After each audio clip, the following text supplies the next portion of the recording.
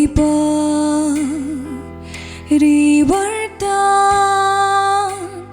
गर्नुहोस् तपाईको त्यो अनुग्रहले।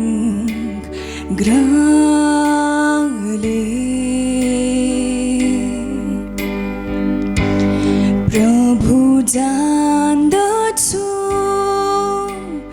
मेरा कमजोरीहरू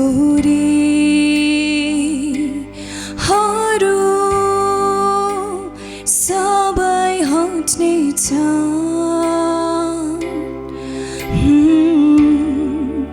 त्यो प्रेमको शक्तिले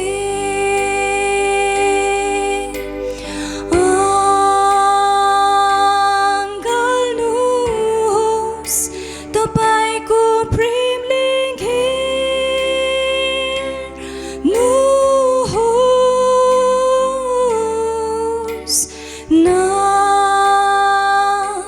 नजिक्ल्याएर आफ्नो छेउमा राख्नुहोस्।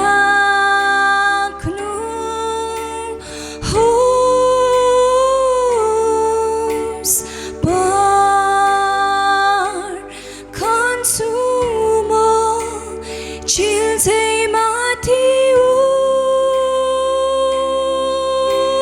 उड्न, मलाई उडाउनुहोस् तपाईको आत्माले त्यो प्रेमको शक्तिमा।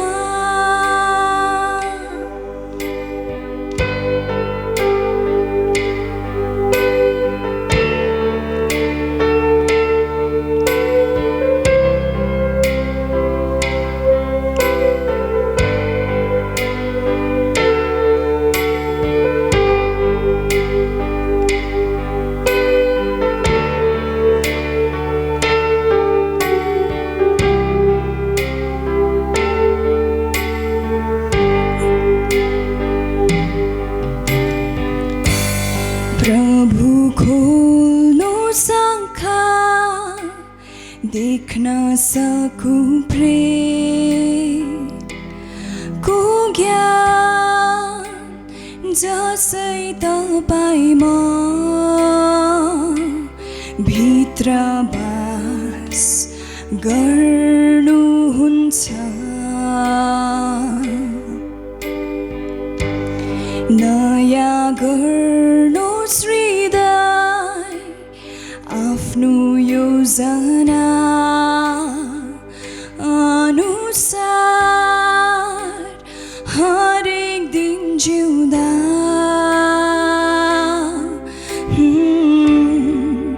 त्यो प्रेमको शक्तिले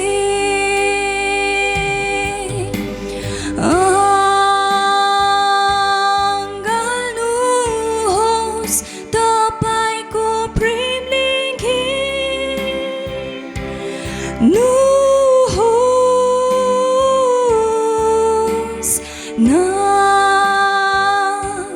नजिक्ल्याएर आफ्नो छेउमा राख्नुहोस्।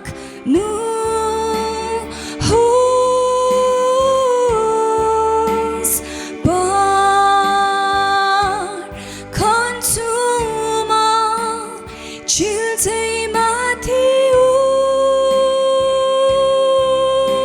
उड्न, मलाई उडाउनुहोस् तपाईको आत्माले त्यो प्रेमको शक्तिमा।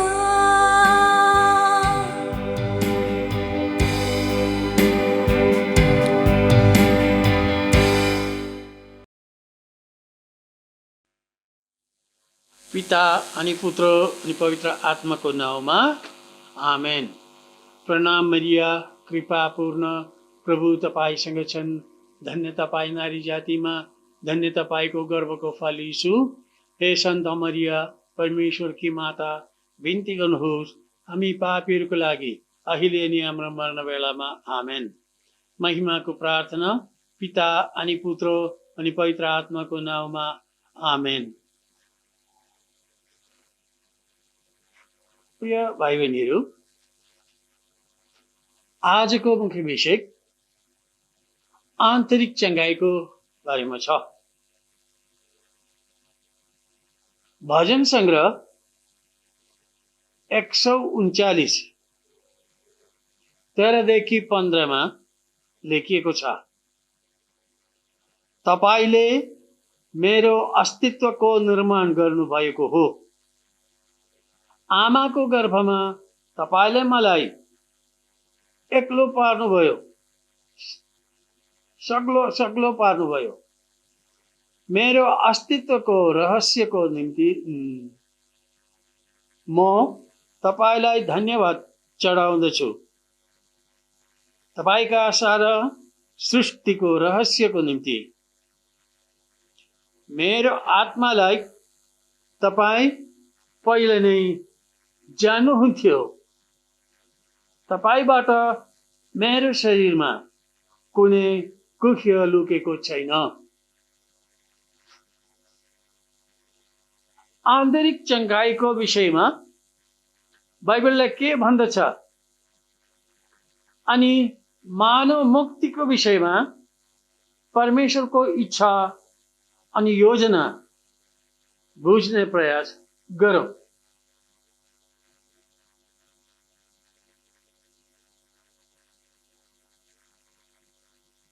जेनेसिसको अध्याय 1:26 लेखिएको छ कि परमेश्वरले भन्नुभयो, हाम्रो स्वरूपमा मानव बनाऊ, हाम्रो प्रतिरूपमा। त्यही च्याप्टरमा 27 अनि 28 लेखिएको छ, परमेश्वरले आफ्नै स्वरूपमा मानव बनाउनु भयो। परमेश्वरकै रूपमा उहाँले उसलाई बनाउनु भयो। पुरुष अनि स्त्री तिनीहरूलाई उहाँले बनाउनु भयो। परमेश्वरले उनीहरूलाई एदेन बगैँचामा राख्नुभयो अनि बेलुकी पछि उनीहरूलाई भेट्न आउनुहुन्थ्यो।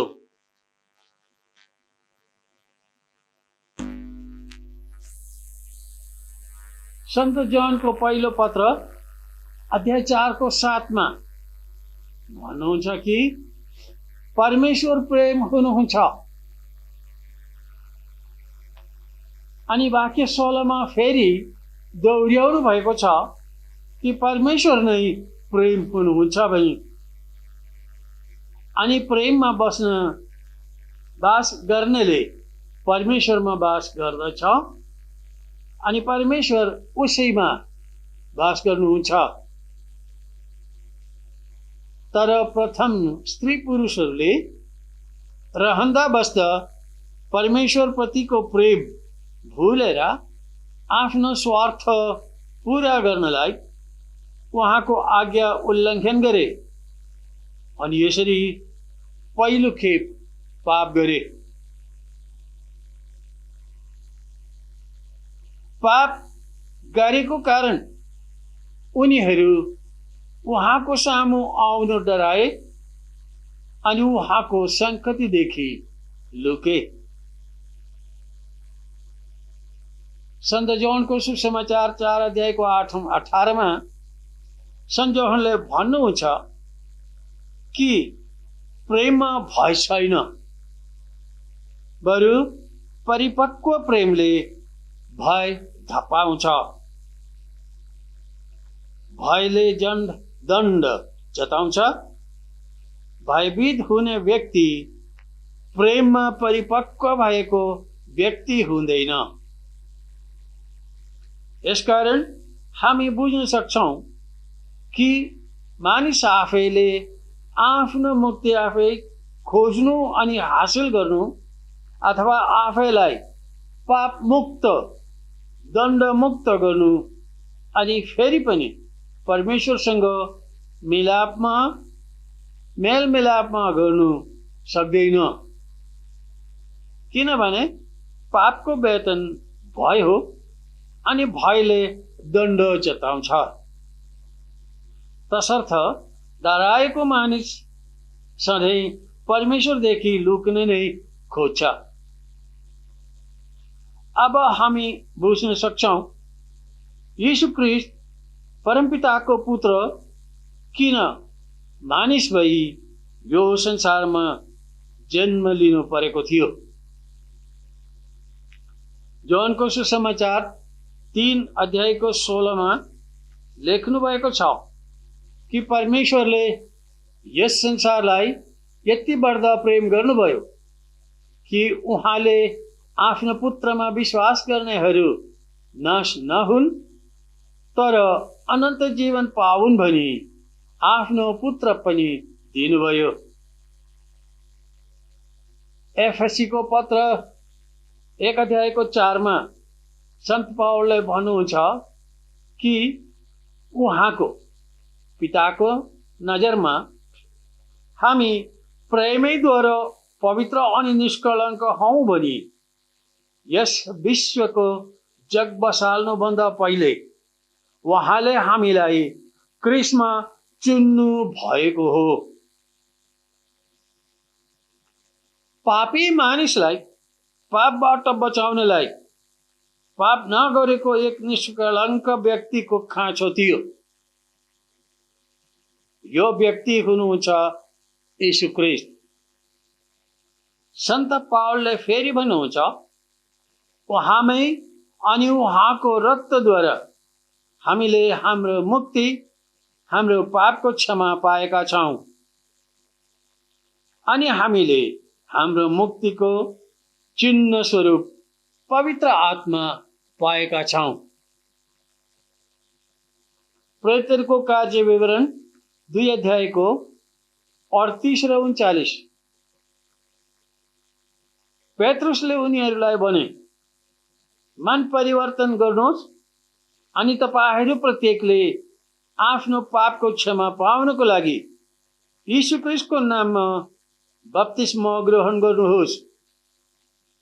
यसो भए तपाईहरूले उपहार स्वरूप पवित्र आत्मा पाउनु हुनेछ किनभने यो प्रतिज्ञा तपाईहरूकै सन्तान अनि टाढा टाढा भएका सबै प्रभु हाम्रा परमेश्वरले बोलाउनु भएका जति सबैको निम्ति हो। आन्तरिक चङ्गाई भित्रको कुरा हो।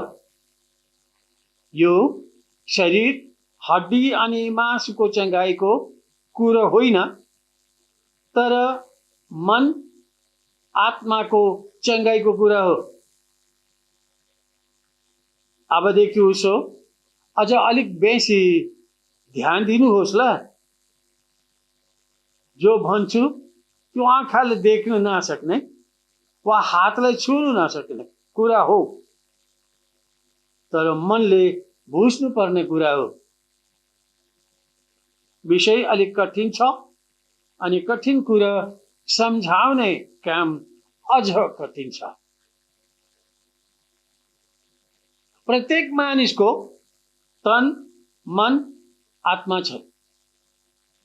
यी 3 स्तरको भए पनि अलग अलग छुट्टाएर बसेको छैनन्। मन अनि आत्मा एक शरीरमा प्रगाढ रूपमा मिसिएका छन्। मेरो मगजमा मेरो मन छ, मेरो छातीमा मेरो आत्मा छ भनी सोच्नु पनि उचित होइन। मन बिग्रियो भने पुरा मान्छे बिग्रिन्छ वा काम नलाग्ने बनिन्छ। शरीरबाट आत्मा निस्कन बित्तिकै शरीर लास बनिन्छ। शरीरमा अनेक रोगहरू लाग्छन् जसलाई डाक्टर दवाई इत्यादिको उपचारले चङ्गा पार्न सकिन्छ।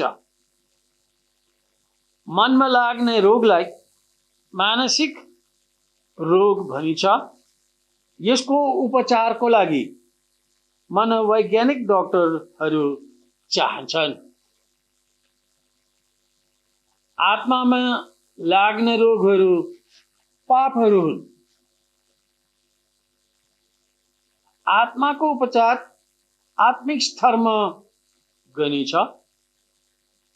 यस प्रकारको उपचारको लागि पुरोहितहरूको खाँचो छ।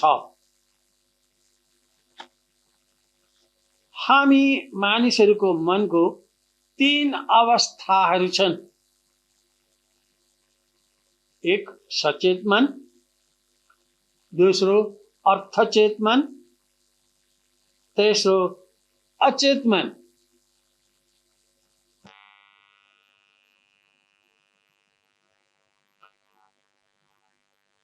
सचेत मन, सचेत अवस्थामा हामी सबै कुराहरू बुझ्छौँ, याद गर्छौँ अनि अरूसित बाँड्छौँ इत्यादि।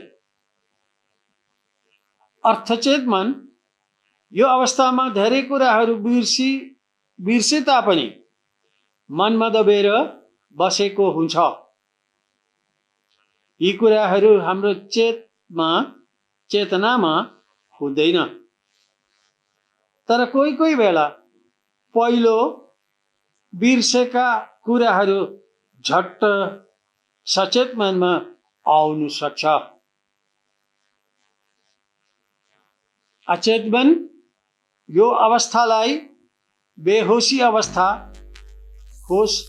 होस नभएको, मूर्छा परेको अवस्था पनि भन्न सकिन्छ।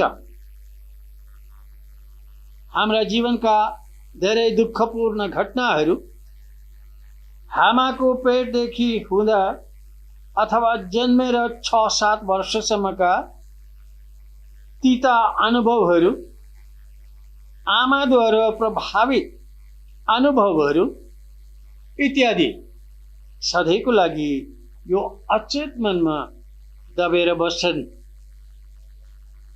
अङ्ग्रेजीमा फरगोटन मेमोरिज भनिन्छ।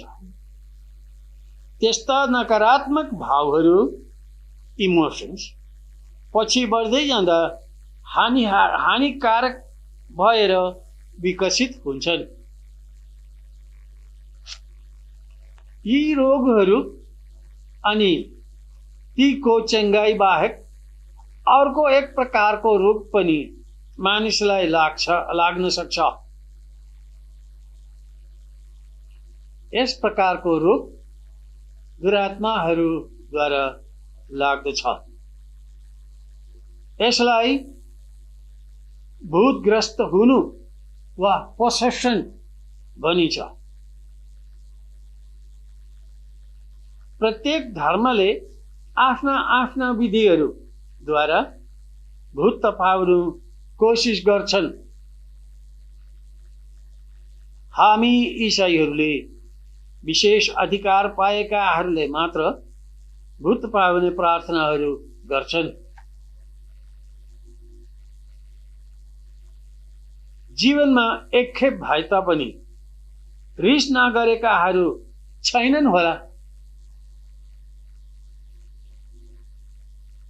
रिस किन उठ्छ? फलानाले मेरो मन दुखायो भनेको हामीले सुनेका छौं। हामी आफैले भनेको पनि होला। हामीलाई किसिम किसिम प्रकारका भावहरू, इमोसन्स हुन्छन्। हामी उदास हुन्छौं, निराश हुन्छौं, हामीलाई घमण्ड लाग्छ, दुखी हुन्छौं, अल्छी हुन्छौं, सुर्ता गर्छौं, डराउँछौं, घृणा गर्छौं। यस प्रकारका धेरै तीतो अनुभवहरू, विकार भावहरू हामीमा हुनु सर्वसाधारण हो। यस्ता मनोभावहरू किन हुन्छन् होला? यस्ता भावहरूले देखाउँछन् कि हाम्रो मन अनि आत्मा चोटग्रस्त हुन् अनि हामी ती पुराना चोटहरूको अधीनमा अथवा प्रभावमा रहेछौं। ती चोटहरूको नकारात्मक प्रतिक्रियामा हामी पाप गर्छौं। पापले फेरि चोट पुर्याउँछ।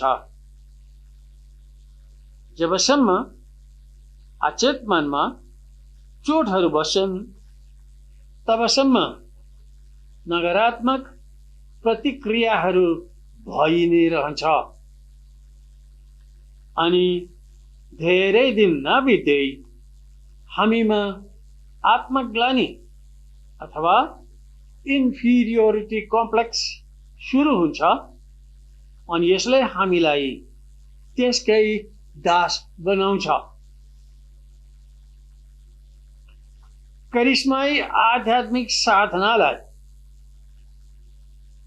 धेरैले भावुकता वा भावनात्मकता इमोशनलिज्म भन्छन्। भावुकता चाहिँ आन्तरिक चङ्काइको अभाव हो।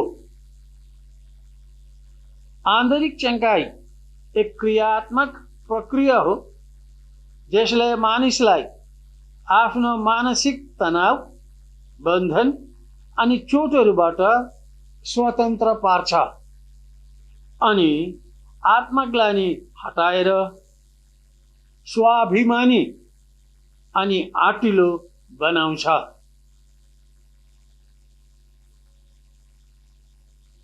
आन्तरिक चङ्गाइको लागि काउन्सिलिङको खाँचो छ। काउन्सिलिङ दुई प्रकार गरिन्छ। एक, वैज्ञानिक तरिका साइन्टिफिक मेथड। दोस्रो, आत्मिक तरिका स्पिरिचुअल मेथड। वैज्ञानिक तरिकामा सल्लाह लिनेलाई काउन्सिली नै आफ्ना कुराहरू भन्दै जान्छ अनि सल्लाहकारले काउन्सिलर सुन्दै जान्छ। यस्तो काउन्सिलिङ धेरै दिनसम्म गर्नुपर्छ अनि काउन्सिलीले आफ्नै निर्णय गर्छ। आत्मिक तरिकामा पवित्र आत्माका कृपादानहरूलाई काममा लगाउँछौँ वा पवित्र आत्मामा निर्भर हुन्छौँ। मानिसको मन अनि आत्मामा चोटहरू कसरी लाग्छ? ती चोटहरू गहिरो वा सानो हुन सक्छ। गहिरो चोटहरू चङ्गा हुनलाई कठिन लाग्छ, समय लाग्छ। यी कुराहरूको स्पष्टीकरण अलिक बृहत रूपमा दिन चाहन्छु। हाम्रो जीवनमा हामीले सुन्ने, सोच्ने, बोल्ने, लाग्ने अनेक कुराहरू छन्। ती कुराहरूमा अनेकले हामीलाई अचम्भामा पार्छन्। धेरै कुराहरूको अर्थ वा मतलब नै बुझ्न सक्दैनौँ। घरमा होस् वा स्कुलमा कोही नानीहरूले बदमाशी मात्र गर्छन्, कसैले तोडफोड गर्छन्, कसैले कुटपिट गर्छन्। जति अति उपदेशले पनि यस्ताहरू सुध्रिँदैनन्। कोही जवानहरू वा प्रौढ व्यक्तिहरूको चोरी गर्ने आदत हुन्छ। जेलमा हालेर पनि उनीहरू राम्रो हुँदैनन्। अरू कोही एक्लै बस्ने हिँड्ने होलान्, कुनै सामाजिक काममा सहायता दिँदैनन् इत्यादि धेरै उदाहरणहरू पाउँछौँ। आफ्नै विचार गर्दा आफू छक्क पर्छ। यी सब किन यस्तो हुँदछ? जति चाहेर पनि परिश्रम गरेर पनि यस्ता भूलहरूलाई जित्नु वा हटाउनु किन सक्दैन?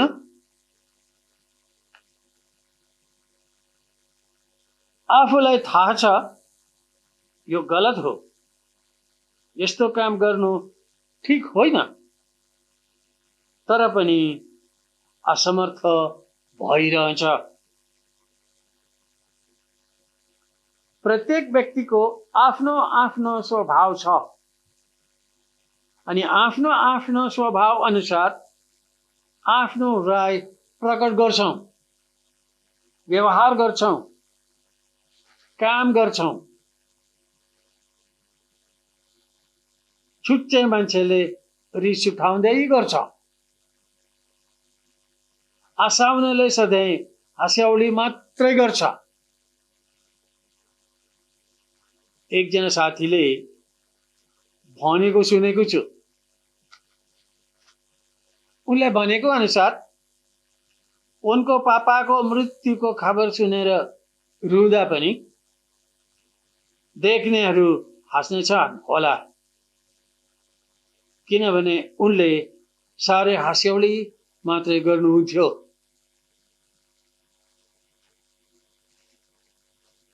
अब स्वभाव के हो भनेर अलिक विचार गरौं। शब्दकोशको अनुसार स्वभाव चाहिँ व्यक्ति, समूह, राष्ट्र आदिको नैसर्गिक चरित्र अथवा विशेषता हो।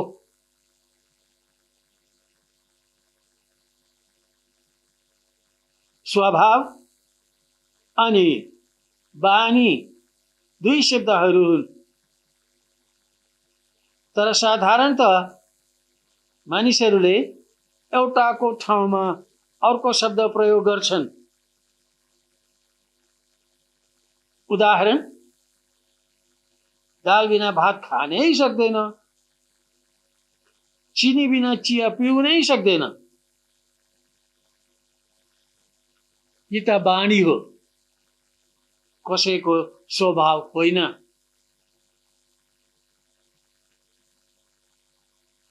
उनी चाहिँ प्रति घण्टा 40 खेप रिस गर्छन् भनेको बानी होइन, तर स्वभाव हो। बानी अथवा यान्त्रिक पुनरावृत्ति को कामहरू स्वभाव होइन।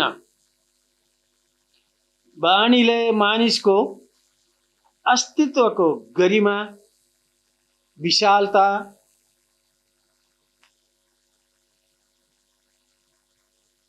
अनि हीनता वा क्षुद्रता वा नीच अवस्था देखाउँदैन। तब प्रत्येक व्यक्तिलाई आफ्नो स्वभाव केले अनि कसरी बनाउँछ,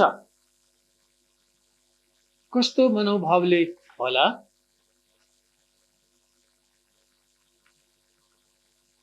साना नानीहरूको कुनै मनोभाव हुँदैन।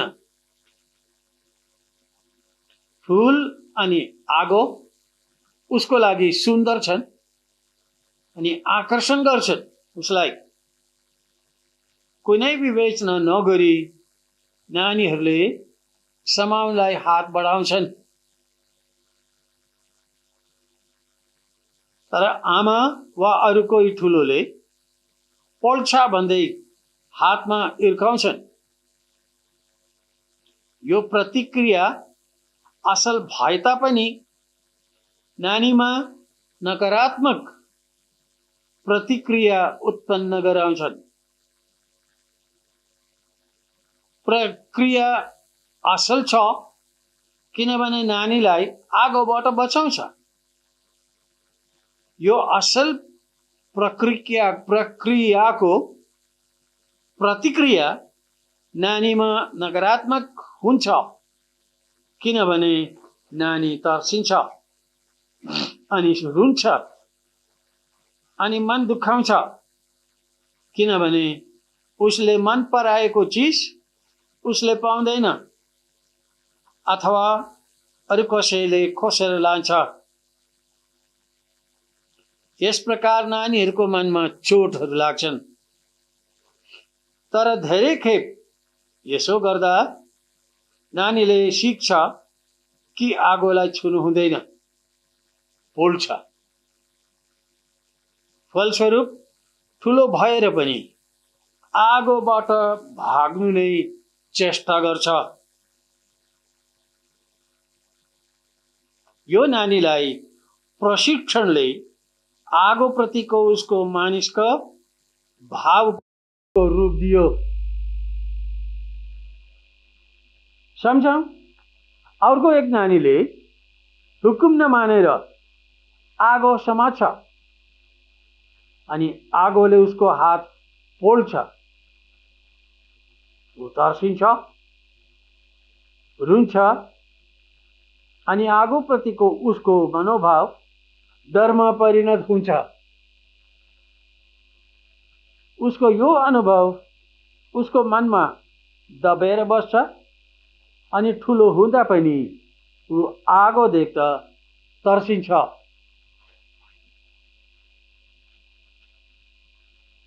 भनिन्छ, मानिसको प्रथम शिक्षक मातापिताहरू हुन् अनि प्रथम पाठशाला आफ्नो परिवार हो। परिवारमा पति पत्नीको प्रेमको फलस्वरूप सन्तानको उपलब्धि हुन्छ। मातापिताबाट जन्मने प्रत्येक सन्तानको प्रशिक्षणको रूपरेखा पति पत्नीहरूको शारीरिक सम्बन्ध, उनीहरूको मानसिक भाव, सुख, खुशी, शान्ति वा नकारात्मक भावहरू, डर, करकाप, निराशा, तिरस्कार, मतवालापन, शारीरिक वासना, दुश्चिन्ता इत्यादि धेरै राम्रा वा नराम्रा अनुभवहरू भरिएको अथवा प्रभावित भएको हुन्छ।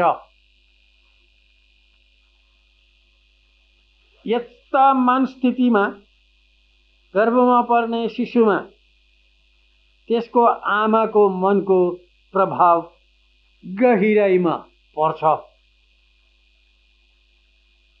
आमाको त्यस्तो मानसिक चोटहरू लिएर जन्मने नानीहरूको भविष्य लेखिसकेको हुन्छ। यो नानीहरूको स्वभावको रूप दिइसकेको हुन्छ। त्यो नानीको जन्म पछि अरूले पनि चोटहरू थाप्दै गर्छन्। 5, 6, 7 वर्षसम्म पाइने अनुभवहरूले नै स्वभाव निर्माण गर्छन्। पति पत्नीहरूको जीवन सुखमय, शान्तिपूर्ण, प्रेमी, सार्थक, स्वाभिमानी इत्यादि रह्यो भने जन्मने नानी पनि दयालु, प्रेमी, अनुकम्पाले भरिएको, साहसी, बुद्धिमानी इत्यादि स्वभावको हुन सक्छ।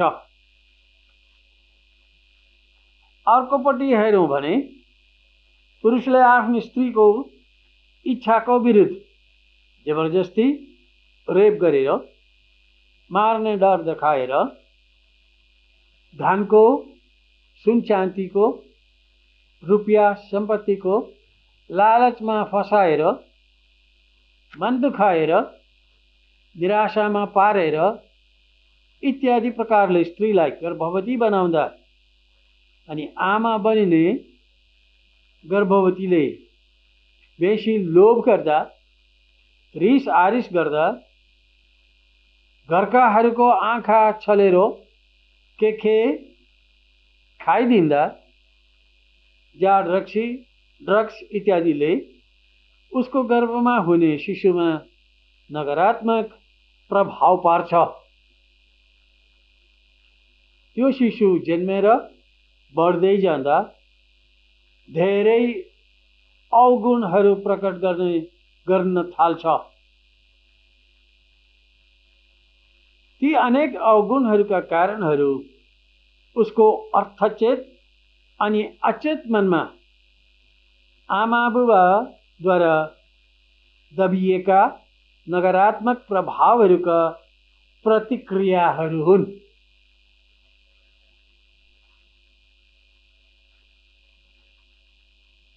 मलाई साह्रो रिस मात्र उठ्छ, धेरैको तितो अनुभव हो। किन रिस गर्छौं? रिसको मूल कारण उनकै आमाका रिस हो। जवानीदेखि धूम्रपान, मदपान इत्यादि नराम्रो कामहरूको अधीनमा पर्नेहरूको पिताहरूले यस्ता नराम्रो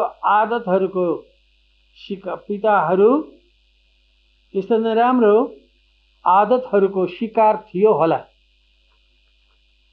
तसर्थ आफ्ना छोराछोरीहरूको भविष्य राम्रो रहनलाई मातापिताहरूले आफ्नो स्वभाव सुधार्नुपर्छ। आफ्नो परिवारमा सभ्यता हुनुपर्छ। आफू भला जगत भला भनेको सुनेका छौं। यो कति सत्य हो भनी हामी बुझ्छौं। मनोवैज्ञानिकहरूले भन्छन् कि 6-7 वर्षभित्र मान्छेको स्वभाव बनिसकेको हुन्छ। किनभने गर्भावस्थादेखि त्यो समयसम्म बालकहरूले प्राय सबै घटनाहरूलाई विवेचना नगरी स्वीकार गर्छन्। घटनाहरू सुखद वा दुःखपूर्ण होस्, जस्तो आउँछन् त्यस्तै स्वीकार गर्छन्। 7-8 वर्षको उमेर पुगेपछि केटाकेटीहरूले राम्रो नराम्रो छुट्याउन जानिसकेको हुन्छन्। कोही जवान वा प्रौढ मानिसहरूले मातापिताहरूलाई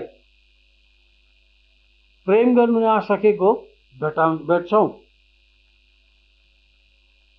यस्ता मानिसहरूसँग बात गर्दा सानो उमेरमा मम्मी पापाको हातबाट दुःख सहनु परेको, उनीहरूले घृणा गरेको, अरूको सामु अपमानित भएको इत्यादि चोटहरू मनमा गाडिएको प्रकट गरिन्छन्। मनोविज्ञानको आखिरी विश्लेषणमा मानिसहरूको अर्थचेत मनमा अनि अचेत मनमा गर्भावस्थामा हुँदा अनि जन्मँदा अनि जन्मद्वारा अरूद्वारा शिशुलाई प्रभावित कुराहरू राम्रो होस् वा नराम्रो उसको अचेत मनमा दबिएका अनि अन्धकारपूर्ण अवस्थामा बसेका हुन्छन्। गर्भस्थ शिशुमा बस्ने जम्मै चोटहरू आमाद्वारा हुन्छ। तर यी जम्मै कुरामा आमालाई मात्र दोष लगाउनु पनि गलत हो। किनभने पतिले अनि उनका परिवारकाहरूले जस्तै सासू ससुरा दुई जीवकी बुहारीको तन मन दुखाउने काम गरेको हुन सक्छ। डर, मानसिक तनाव, टेन्सन, आत्महत्याको झुकाव घर छोडेर जाने या भाग्ने झुकाव इत्यादि आमाबाट नानीहरूले पाउन सक्छन्। शिशु जन्मेपछि आमाको दुध पिउन नपाउँदा रिस और असुरक्षित भाव, अति भोजन प्रिय, असत्य बोल्ने इत्यादि अवगुणहरू अनजानमा प्रकट गरिन्छ। शिशु वा बालक हुँदा आमासँग सुत्न नपाउँदा, कारण आमा बिमारी हुँदा, फेरि गर्भधारण गर्दा, काममा जानु पर्दा नानीहरूमा प्रेमको अभाव, एक्लोपनाको अनुभव, क्रोध, स्वार्थपना इत्यादि सुरु हुन्छ। जवानीमा हीनताको भाव वा आत्मग्लानि हुन्छ।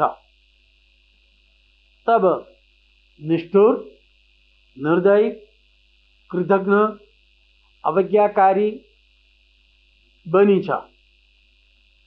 नराम्रा आदतहरू छल कपटी, व्यभिचारी, पियङ्कट, मातापिता द्रोही, घमण्डी, अहंकारी इत्यादि बनिन्छन्। आधुनिक शिक्षित मानिसहरूमा पनि यस्ता पापपूर्ण व्यवहार निरन्तर हुँदै गरेको हामीले भेटिरहन्छौँ। खबर कागज अनि टिभीका वार्ताहरूमा पनि यस्तै कुराहरू भेट्छौँ। सञ्चार माध्यमहरू अश्लीलताले भरिएका छन्। देश सञ्चालन गर्ने अधिकारीहरू अधिकारले मातेर सुबुद्धि हराएर अन्याय अनि अत्याचार गरिबस्छन्। यस्ता अनगिन्ती उदाहरणहरूले देखाउँछ कि सारा संसारका जनता व्यक्तिगत अनि सामुदायिक रूपमा गहिरो आन्तरिक चोट चपेटमा फँसेका छन् अनि चर्को स्वरले कराइरहन्छन् कि सारा मानिसहरूलाई आन्तरिक चङ्गाइको खाँचो छ। तर यो चङ्गाइ कसरी दिने? किनकि मानिसको स्वभाव एकखेप निर्माण भएपछि त्यो स्वभावलाई नयाँ बनाउनु अति नै कठिन लाग्छ। किनभने स्वभावले मानिसलाई उसको तन, मन अनि आत्मालाई गहिरो प्रभावमा पारिसकेको हुन्छ।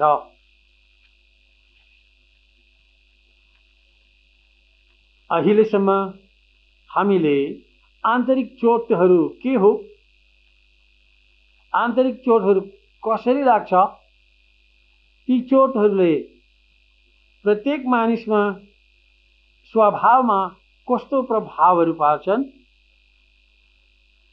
सकारात्मक वा नकारात्मक प्रभावहरू पार्छ इत्यादिको चर्चा गर्यौं। उक्त चर्चा वा विवरणहरू मैले छोटो प्रकारले गरेको छु। त्यसकारण यी चर्चा अधुरो रहन्छ। तथापि कोही कुरा अलिकति भए पनि ज्ञानदायी अनि उपयोगी बनिन्छ भन्ने मेरो विश्वास छ। अब सबैलाई लाग्ने विभिन्न आन्तरिक चोटहरूलाई कसरी चङ्गा पार्न सकिन्छ भनी विवरण गर्ने प्रयास गर्छु।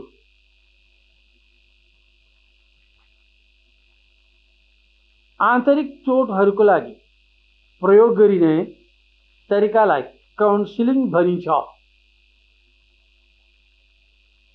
काउन्सिलिङ दुई प्रकारले गरिन्छ।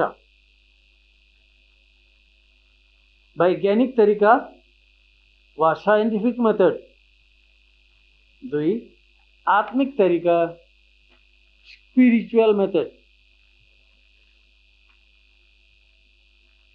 काउन्सिलिङ गरी माग्नेलाई काउन्सिली भनिन्छ अनि काउन्सिलिङ गरिदिनेलाई काउन्सिलर भनिन्छ।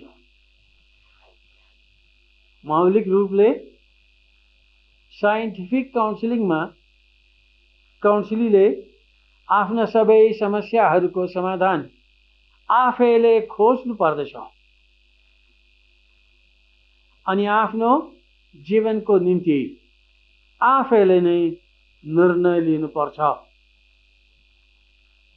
काउन्सिलरले सबै कुरा ध्यानपूर्वक सुन्छ तर एकदमै कम्ती मात्रामा मद्दत दिन्छ।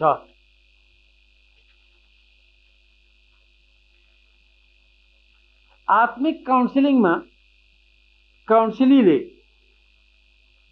कम मात्रामा बोल्छ किनभने मुख्य काउन्सिलर मान्छेले पवित्र आत्माको वरदानलाई काममा लगाउँछ। काउन्सिलीको सम्पूर्ण जीवनको कुराहरूलाई पवित्र आत्माले प्रार्थना गरी बसेको काउन्सिलरलाई प्रकट गरिदिनुहुन्छ।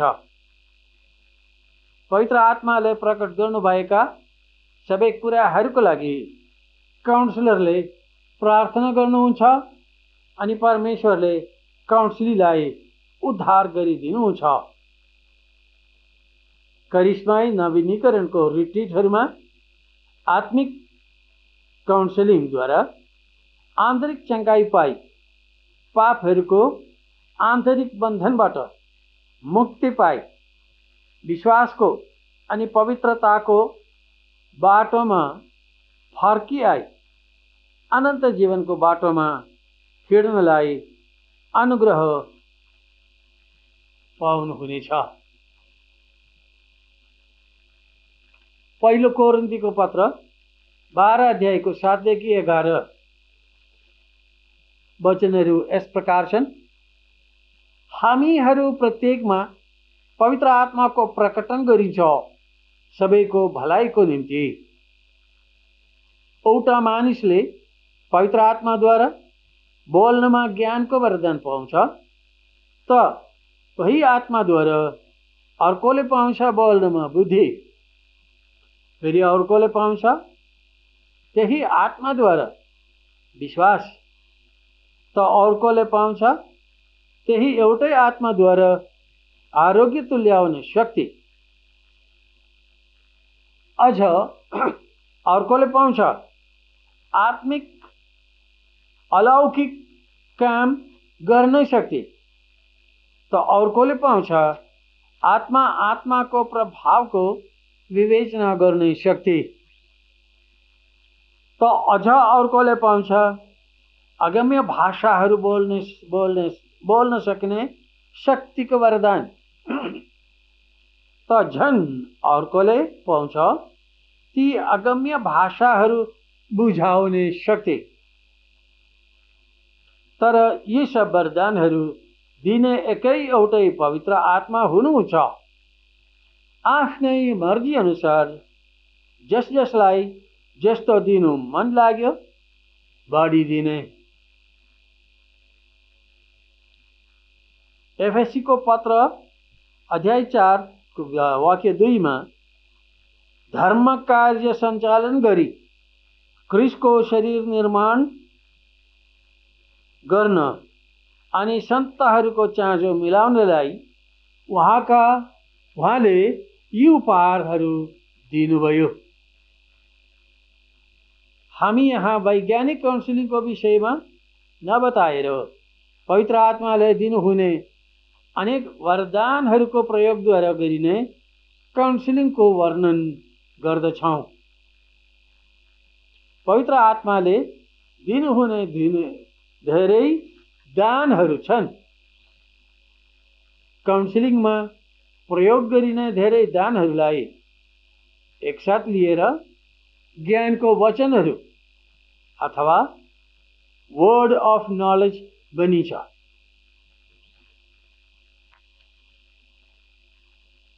यशायाको पुस्तक अध्याय 11 2 मा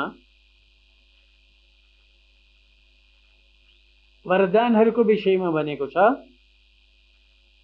उनीमाथि परमेश्वरको आत्मा उत्रेर रहिरहनुहुन्छ। ज्ञान विवेकको आत्मा, सल्लाह औ पराक्रमको आत्मा, विद्वता र ईश भएको आत्मा, बुद्धिको आत्मा।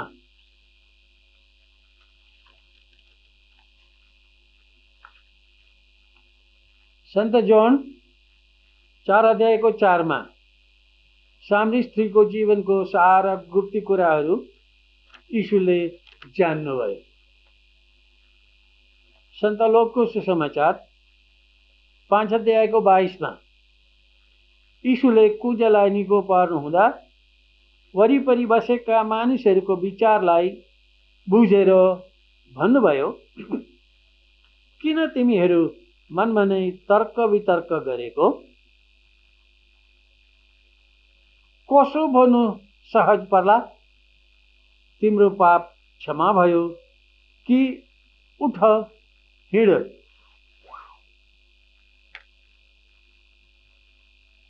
जोनको सुसमाचार अध्याय 1 47 मा नथानिएललाई आफू कहाँ आएको देखेर यीशुले भन्नुभयो, हेर, छल कपट नभएको एक चोखो इस्राएली।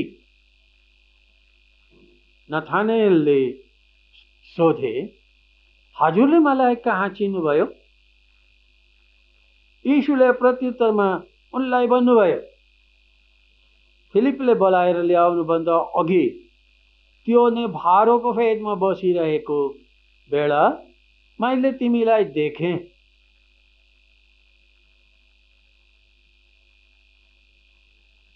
काउन्सिलिङको लागि पवित्र आत्माले विभिन्न वरदानहरू दिनु भएको अनुभव हजारौं मानिसहरूले गरेका छन्।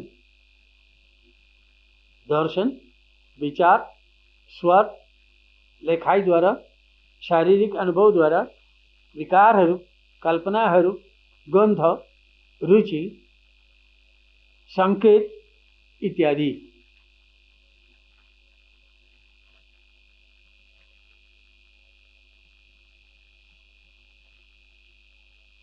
काउन्सिलीको जीवनमा मनमा चोटहरू पुर्याएका एक बितेका घटनाहरूलाई अचेत अवस्थाबाट सचेत मनमा ल्याएर आन्तरिक चङ्गाई दिनुहुन्छ।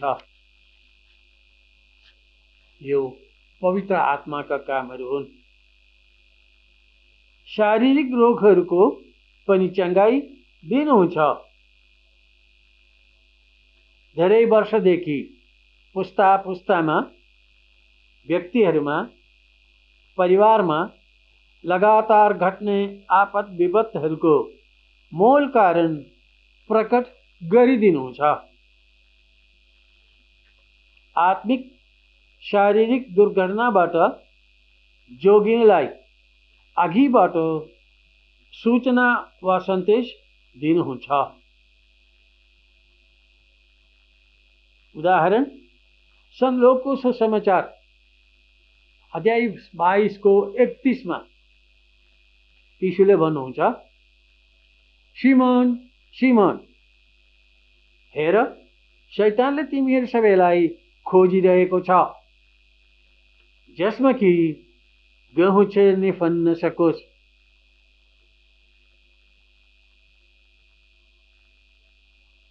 पेत्रुसले भन्नु, प्रभु, म त तपाईसँग कैदसम्म, मृत्युसम्म जान तयार छु।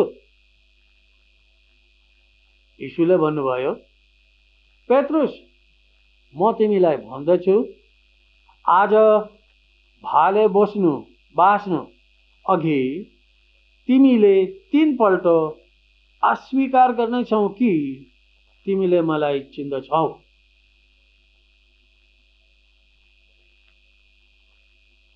सबै कुरा असल होस् भनी ज्ञान दिइन्छ। रोमी 8 को 28 मा, अनि हामी जान्दछौँ कि आफूलाई प्रेम गर्नेहरू र आफूको अभिप्राय अनुसार बोलाइएकाहरूका भलाइको निम्ति परमेश्वरले सबै कुराहरू मिलाएर कार्य गर्नुहुन्छ। सबै गलतफहमी अनि शङ्का हटाउनुहुन्छ। मध्यस्थ प्रार्थना गर्नलाई जिम्मा दिनुहुन्छ। विषयहरू, व्यक्तिहरू, जग्गाहरू, संस्थाहरू इत्यादि प्रकट गरिदिनुहुन्छ।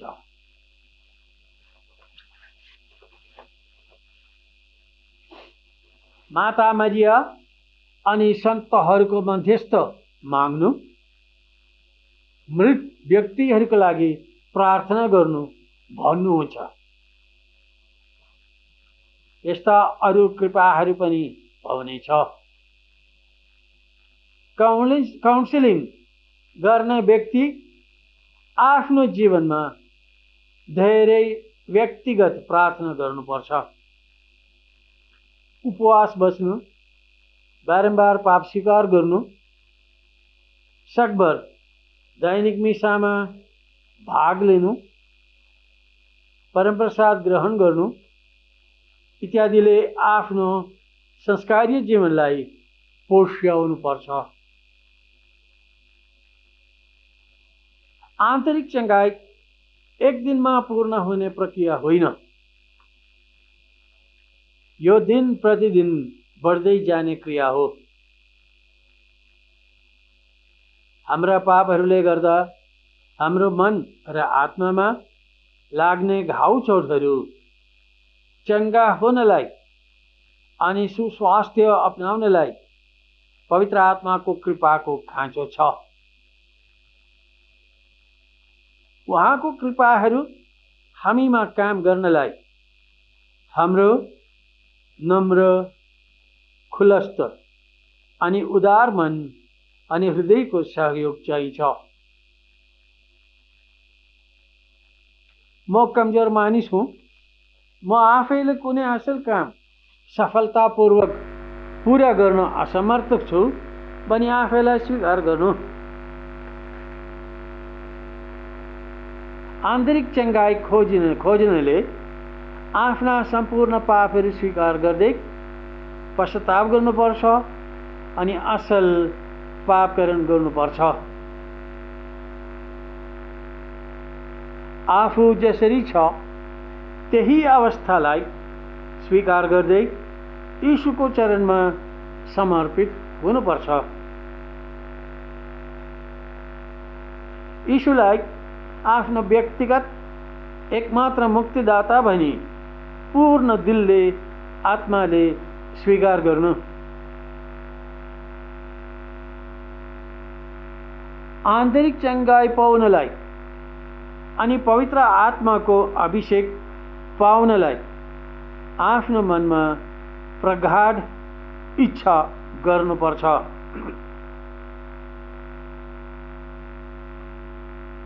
दिन प्रतिदिन तीक्ष्णतापूर्वक प्रार्थना गर्नु अनि सक्दो उपवास बस्नु।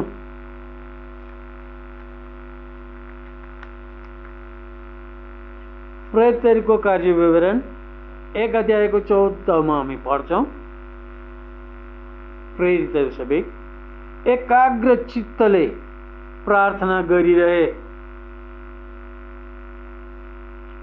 प्रेरित 9 अध्यायको 9मा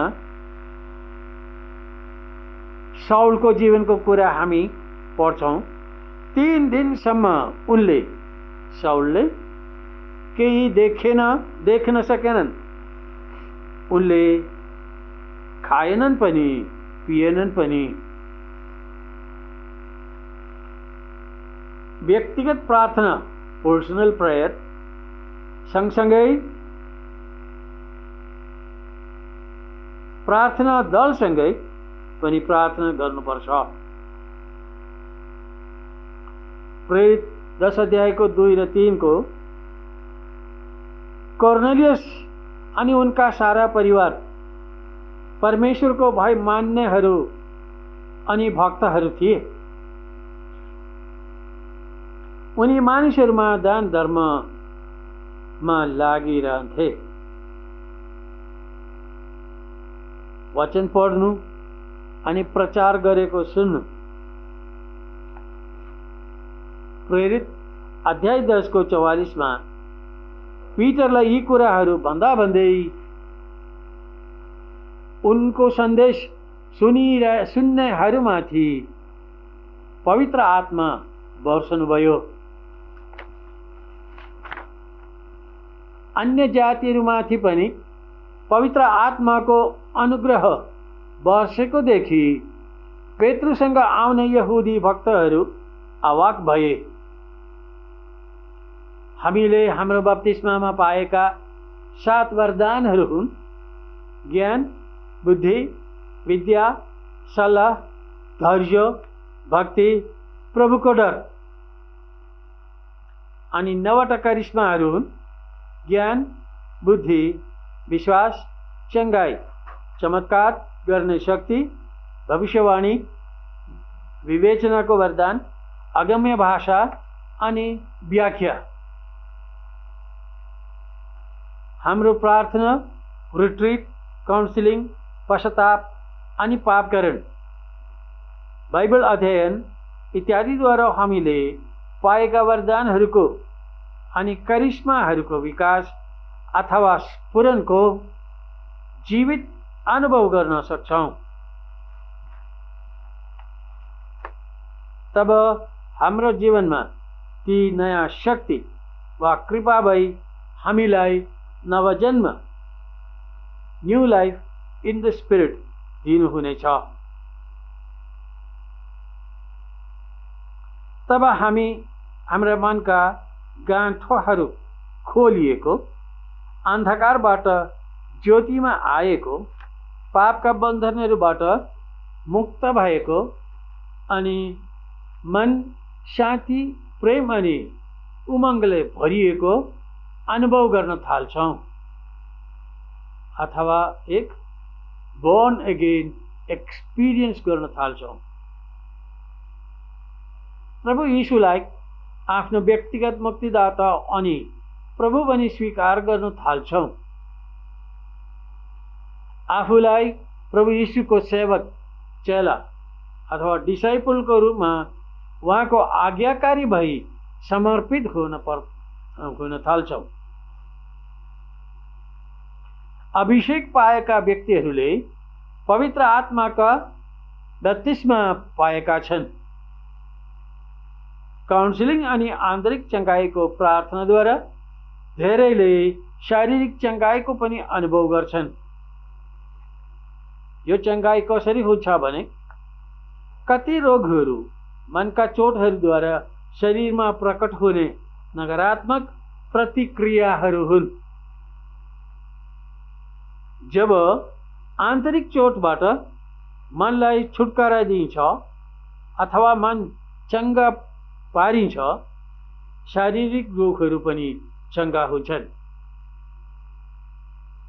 सन्त मत्तीको अध्याय 11 28 देखि 30 सम्म परिश्रमले थाकेका अनि अधिक बोझले लादिएकाहरू जति सबै म कहाँ आऊ अनि म तिमीहरूलाई विश्राम दिनेछु। रेभेलेसन 21 अध्यायको 3 देखि 5 सिंहासनबाट ठूलो स्वरमा बोलेको मैले सुने, हेर परमेश्वरको वासस्थान मानिसहरूको माझमा, उनीहरूको आँखादेखि सबै आँसु उहाँले पुछिदिनु हुनेछ। मृत्यु अब हुँदैन, शोक सुर्ता हुँदैन, आर्तनाद र पीडा सबै हुँदैन।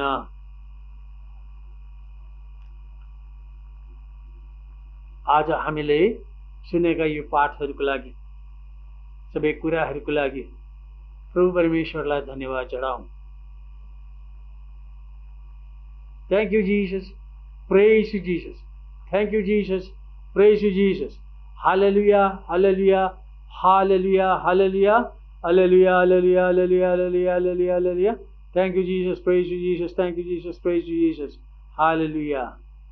पिता अनि पुत्र अनि पवित्र आत्माको नाममा आमेन। सबैलाई धन्यवाद।